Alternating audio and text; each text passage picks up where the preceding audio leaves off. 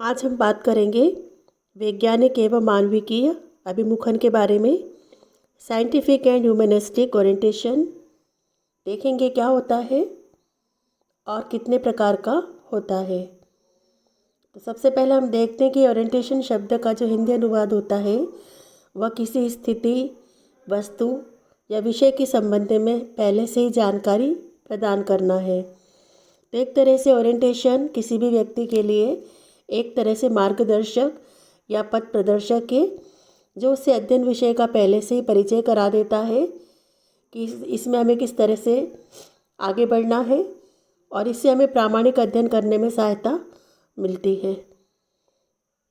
यदि हम समाजशास्त्री अभिमुखन की बात करें तो समाजशास्त्री अभिमुखन दो प्रकार के होते हैं, वैज्ञानिक अभिमुखन और मानविकीय अभिमुखन, साइंटिफिक एंड ह्यूमनिस्टिक ओरिएंटेशन। दोनों ही प्रकारों को हम समझेंगे, पर इसके पहले हमारे लिए जानना बहुत आवश्यक है कि समाजशास्त्रीय अभिमुखन से हमारा क्या मतलब है। तो समाजशास्त्रीय अभिमुखन एक प्रक्रिया है जिसके माध्यम से हम अध्ययनकर्ता को जो समाजशास्त्र के महत्वपूर्ण पक्ष है उसे परिचित कराते हैं और समाजशास्त्रीय परिप्रेक्ष्य दृष्टिकोण के अनुसार उसे अध्ययन करने के लिए हम प्रशिक्षित करते हैं। एक ऐसी प्रक्रिया है जिसमें व्यक्ति को प्रशिक्षित किया जाता है कि वह समाजशास्त्रीय अध्ययन करेगा तो उसके पूर्व उसे कौन कौन सी जानकारी होना आवश्यक है। इससे वह समाजशास्त्रीय अध्ययन करता है तो पूरी तरीके से वह समर्थ हो जाता है, उसके बारे में उसको जानकारी मिल जाती है और अनुसंधानकर्ता को अनुसंधान कार्य जो होता है उसके विभिन्न चरणों से भी परिचित कराती है। तो इस प्रकार से हम देखते हैं कि अनुसंधानकर्ता का अभिमुखन हो जाता है तो वह उस आधार पर उसका मार्गदर्शन होता है। अब हम देखेंगे समाजशास्त्री अभिमुखन के प्रकार। जैसे मैंने आपको बताया था दो प्रकार होते हैं समाजशास्त्री अभिमुखन के, वैज्ञानिक अभिमुखन और मानविकीय अभिमुखन। अब यहाँ पर हम देखेंगे वैज्ञानिक अभिमुखन क्या है। तो वैज्ञानिक अभिमुखन के बारे में जानने से पहले हम देखेंगे कि ऐसे कौन से समाजशास्त्री हैं जिन्होंने वैज्ञानिक अभिमुखन का समर्थन किया है। तो महत्वपूर्ण समाजशास्त्री जैसे August Comte, Durkheim, max weber, Pareto, Parsons आदि समाजशास्त्री ने वैज्ञानिक अभिमुखन का समर्थन किया है। उनका यह मानना है कि जो मानवीय व्यवहार होता है वो कुछ वैज्ञानिक नियमों और प्रविधियों के अनुसार संपन्न होता है। हर व्यवहार के पीछे वैज्ञानिक नियम है। तो और ऐसा माना जाता है कि लोग समान परिस्थितियों में समान रूप से व्यवहार करते हैं। मानवीय आचरण में कार्य कारण संबंध पाया जाता है और इसके संबंध में भविष्यवाणी की जा सकती है, पूर्वानुमान लगाया जा सकता है।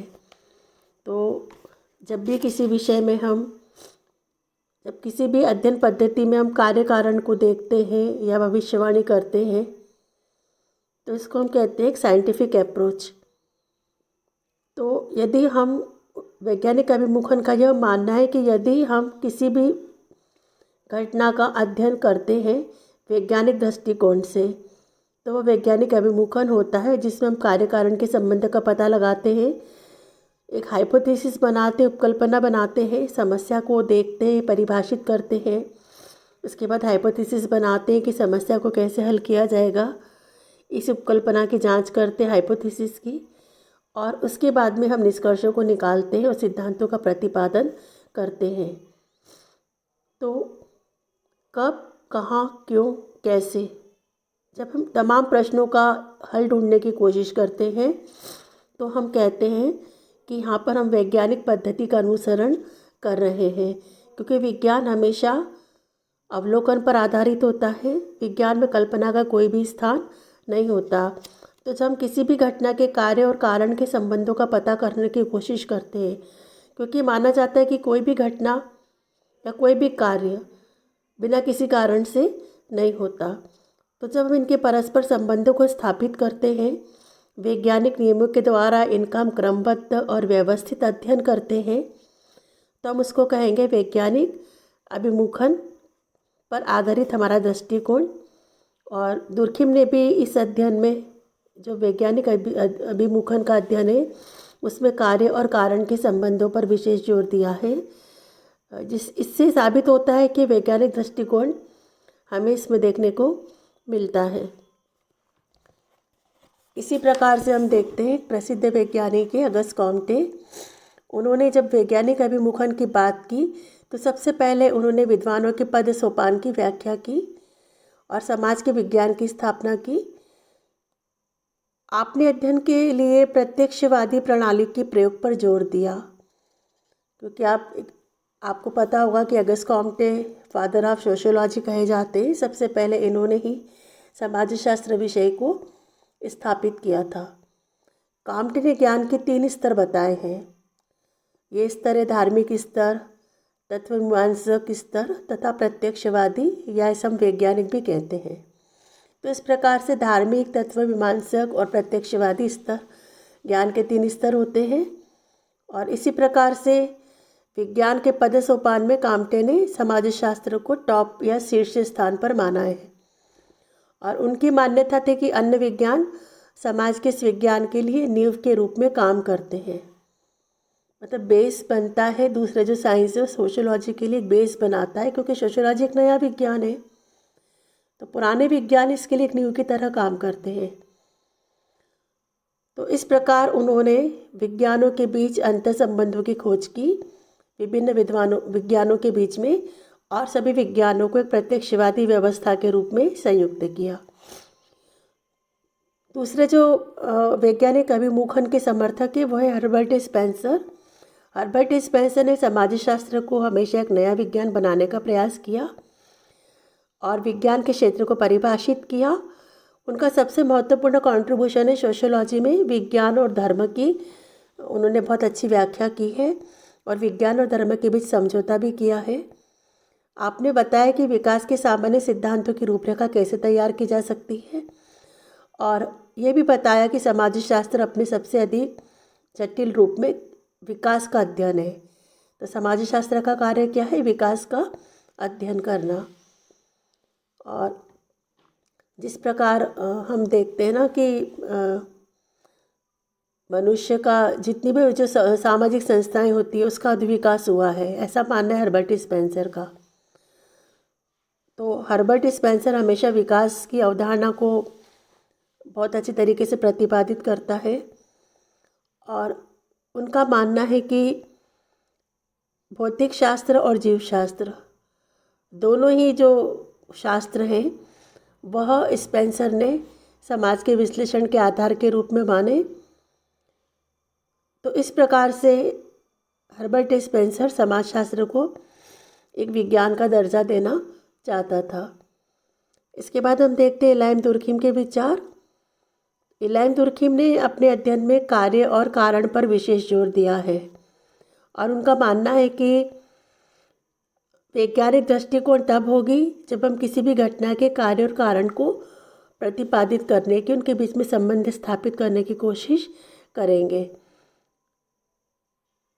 उन्होंने ऐसा बताया है कि सबसे पहले हमें किसी भी समस्या को परिभाषित करना चाहिए। जो भी समाज में समस्या है जिसका हम अध्ययन करना चाहते हैं उसको परिभाषित करना, उपकल्पना बनाना, समस्या को कैसे हल किया जाए, फिर उपकल्पना की जांच करना, उसके परिणाम निकालना तथा निष्कर्षों का विश्लेषण करना। ये सब पद्धति हमको अनुसरण करना चाहिए और यह पद्धति यदि हम अनुसरण करेंगे तो हम कहेंगे हमने वैज्ञानिक दृष्टिकोण का पालन किया है। जैसे कि उन्होंने बताया है कि सामाजिक संबंधों के अभाव में आत्महत्या अधिक होती है। तो स्पष्ट है कि दुर्खिम ने अपने अध्ययन में समाजशास्त्रीय वैज्ञानिक अभिमुखन को अपनाते हुए अपने अध्ययन में वैज्ञानिक पद्धति का सहारा लिया है। एक अन्य विद्वान है मैक्स वेबर। मैक्स वेबर ने समाजशास्त्र को एक विज्ञान माना है और ये कहा है कि समाजशास्त्र एक विज्ञान है। कैसा विज्ञान? जो सामाजिक क्रिया के व्याख्यात्मक बोध का प्रयास करता है ताकि इसके द्वारा इसके घटित होने एवं इसके प्रभावों के कारण को हम स्पष्ट रूप से पहचान सकें। तो वेबर ने आदर्श प्रारूप की अवधारणा, आइडियल टाइप की अवधारणा प्रतिपादित की है और उसके माध्यम से मानवीय व्यवहार के कारणों का उल्लेख किया है। वेबर की जो भी रचनाएं होती है, हम उसको अगर हम पढ़ें तो हम कह सकते हैं कि वह एक महान सामाजिक वैज्ञानिक थे। तो इस प्रकार से वेबर ने अपने अध्ययन में सामाजिक क्रिया को बढ़ावा दिया है। इसी प्रकार यदि हम टॉलकन पार्सन्स को देखें तो अपनी वैज्ञानिक पृष्ठभूमि के कारण पार्सन्स ने अपने समाजशास्त्रीय अध्ययनों में वैज्ञानिक अभिमुखन को ही अपनाया है और आपने जो सामाजिक विज्ञान होते हैं उनको क्रिया विज्ञान के रूप में देखा है। ये विज्ञान अंतःक्रिया तथा मूल्यों के संबंध में विचार करते हैं। पार्सन्स ने जो प्राकृतिक विज्ञान है और सामाजिक विज्ञान है दोनों में अंतर किया है और ये बताया है कि विषय वस्तु की दृष्टि से दोनों एक दूसरे से भिन्न हैं, परंतु उन्होंने सामाजिक विज्ञानों में प्राकृतिक विज्ञानों में प्रयुक्त जो सामान्य पद्धतियाँ होती हैं उसको काम में लेने पर ही जोर दिया। मतलब प्राकृतिक विज्ञानों में जो भी पद्धतियाँ काम लाई जाती है उसी पद्धतियों के माध्यम से हमको सामाजिक विज्ञानों में ज्ञान प्राप्त करने की कोशिश करना चाहिए। और पार्सन्स की यह मान्यता थी कि अवधारणा तथा सैद्धांतिक व्यवस्थाओं को आनुभाविक रूप से हमें प्रमाणित करना चाहिए और उनकी इसी मान्यता ने उन्हें प्रत्यक्षवादी या एक वैज्ञानिक दृष्टिकोण दिया और आपने वैज्ञानिक चिंतन की जो वास्तविक प्रकृति है उस पर जोर दिया और समाजशास्त्र में जो प्राकृतिक विज्ञान की प्रविधियाँ होती हैं उसको अपनाया। तो इस प्रकार से हम देखते हैं कि पार्सन्स का जो वैज्ञानिक दृष्टिकोण है वह आनुभाविक या प्रत्यक्षवादी परंपरा में है। फिर कुछ ऐसे समाजशास्त्री भी हुए हैं जिन्होंने कि वैज्ञानिक अभिमुखन को अपनाया है वर्तमान में, जैसे कि एक प्रसिद्ध समाजशास्त्री जेटरबर्ग। उन्होंने बताया कि समाजशास्त्री सिद्धांतों के प्रतिपादन में जो नियम होते हैं उसको कठोरतापूर्वक लागू किया जाना चाहिए। ठीक उसी प्रकार जिस प्रकार जो गणितज्ञ है अपने गणना संबंधी सिद्धांतों की खोज करने में करते हैं, तो बहुत ही गहराई से नियम को प्रतिपादित कठोरता से प्रतिपादित करना चाहिए। और अनेक समाजशास्त्री ये भी मानते हैं कि समस्त सामाजिक घटनाएं एवं मानवीय व्यवहार वैज्ञानिक रूप में संचालित होते हैं और उनमें कार्य कारण का संबंध पाया जाता है और हर घटना के पीछे कोई न कोई नियम होते हैं और यदि नियमों को हम ध्यान में रखें तो हम समाज में इच्छित परिवर्तन ला सकते हैं।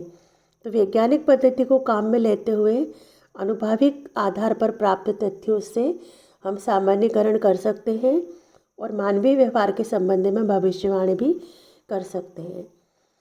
यदि हम समाजशास्त्र के विकास पर ध्यान दें तो ये बात हमें देखने को मिलती है कि वैज्ञानिक अभिमुखन को अपनाते हुए कई अध्ययन हुए और कई सिद्धांत प्रतिपादित किए गए।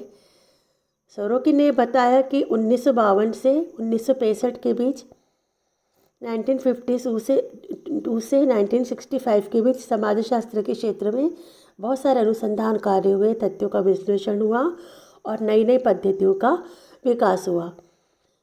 तो कहने का मतलब ये है कि समाजशास्त्र में पद्धति शास्त्र पर आवश्यकता से अधिक जोर दिया गया और इसकी आलोचना भी की गई है प्रसिद्ध वैज्ञानिक बर्जर ने।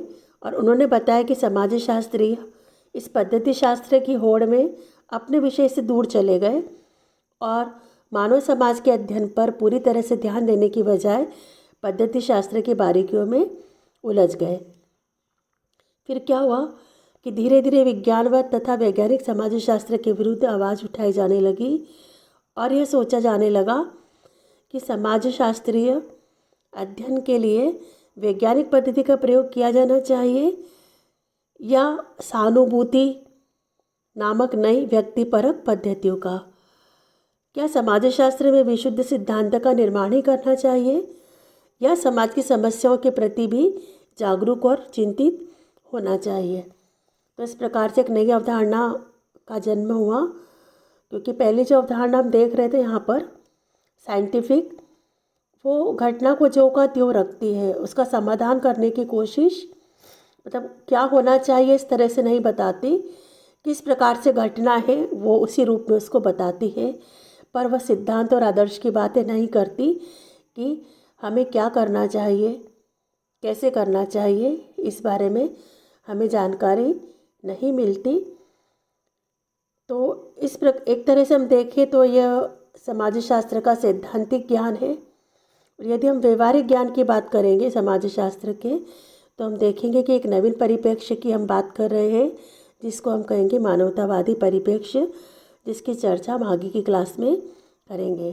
तो आज हमने बात की आप लोगों से समाज शास्त्र के वैज्ञानिक अभिमुखन की, जो समाजशास्त्र को एक विज्ञान के रूप में स्थापित करता है और मानता है कि समाज शास्त्र का जो भी विषय सामग्री है, इसका अध्ययन हमको वैज्ञानिक पद्धति के माध्यम से, क्रमबद्ध और व्यवस्थित माध्यम से हमको करना चाहिए।